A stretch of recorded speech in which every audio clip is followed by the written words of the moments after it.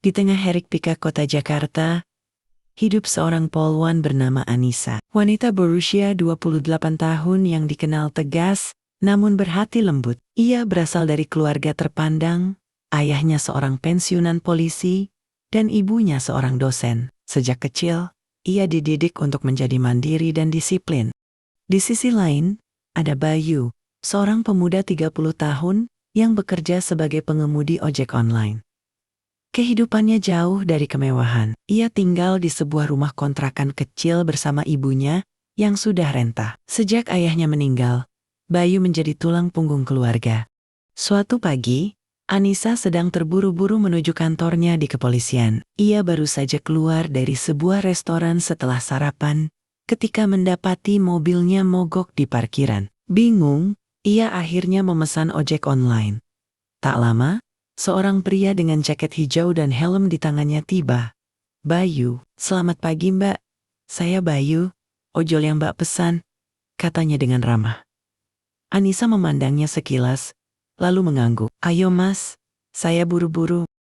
Bayu mengantarnya dengan hati-hati. Di tengah perjalanan, mereka sedikit berbincang. Anissa yang awalnya pendiam, mulai tertarik dengan cara bicara Bayu yang sopan dan humoris. Setelah hari itu, Anissa entah mengapa lebih sering menggunakan jasa ojek online, berharap dipertemukan lagi dengan Bayu.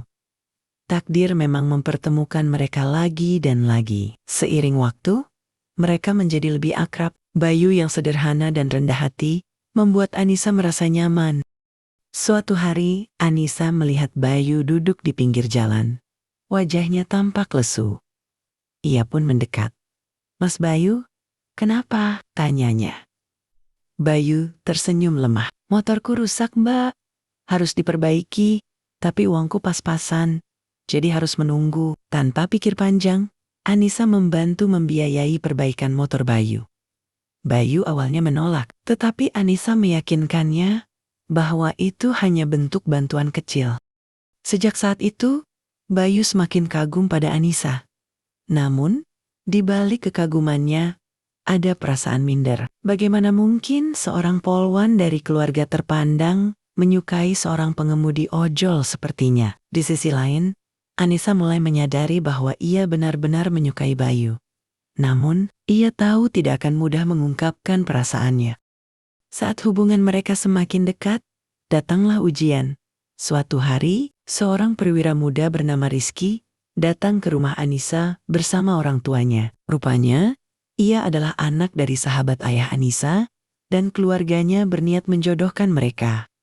Orang tua Anissa senang dengan lamaran itu, karena Rizky berasal dari keluarga baik-baik dan memiliki karier cemerlang di kepolisian. Namun, Anissa merasa hatinya tidak di sana. "Ayah, Ibu, aku tidak bisa menerima lamaran ini," ujar Anissa tegas. Ibunya terkejut. "Kenapa? Rizky pria yang baik." Anissa menunduk. "Karena aku mencintai orang lain." Orang tuanya kaget. "Siapa?" Anissa ragu sejenak. Lalu dengan yakin menjawab, "Bayu." Ayahnya terdiam, sementara ibunya tampak terkejut. "Kamu bercanda kan? Dia hanya tukang ojek." "Dia memang pengemudi ojek, Bu. Tapi dia pria baik, jujur, dan pekerja keras. Dia tidak pernah meminta apapun dariku. Dan justru aku yang banyak belajar darinya tentang ketulusan," jawab Anissa. Orang tuanya kecewa, tetapi Anissa tetap pada pendiriannya. "Kenapa menghindar?" tanya Anissa. "Aku tidak ingin jadi beban, Anissa. Kamu pantas mendapatkan yang lebih baik," jawab Bayu lirih. Anissa menatapnya tajam. "Siapa yang berhak menentukan siapa yang terbaik untukku selain aku sendiri?" Bayu terdiam. Ia sadar, cinta Anissa memang tulus. Melihat keteguhan Anissa, perlahan-lahan orang tuanya mulai menerima hubungan mereka. Mereka melihat bahwa Bayu bukan pria sembarangan. Ia pekerja keras, bertanggung jawab, dan tulus mencintai putri mereka.